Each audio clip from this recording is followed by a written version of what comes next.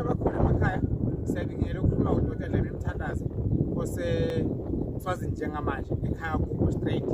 lapho akakho isikole sami esikhulu lapha kuzokurojwa ngamadolo shaka idolo phasi mawulungisa la umkhinyela la hayi ngemobo sesigodlweni sami esikhulu lesi esakhiwako ngasekudala sifuthiwe lesiphelele sesiright phela futhi ngibe lapha ePetetefu nase Emelo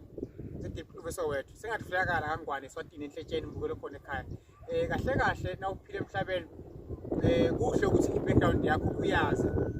futhi ungayilahli uzokwazi ukuthi usone inkiya phambili uyizulusa kuphi emuva ekhaya ngoba ngilapha endaweni ezahlukahlukene esekudeni kodwa ngenzela ukuthi mhla kuthiwa kunenkiya phambili ngibuye kuphi ekhaya leli leli ngasekhaya isikolo sami esikhulu lapho kulingane khona ekhaya ebaleni so mbukelo khona ekhaya nawe esho ukuthi okwenzayo ekhaya awulahli nothi ekhaya zingala ekhaya kulungilutho but ekhaya kusekhaya mbukelo khona ekhaya kusibusise abantu abaningi abawuphila kuphi la esigodlweni kuyofika la khaya sibesihlola sithandaza sikhanda yonke into ebeyikhanda amanzi iwasho konke abantu baphila la mbukelo khona ekhaya ungakhohlwa kusenhletsheni ekhaya eSwatini kusibusise mbukelo khona ekhaya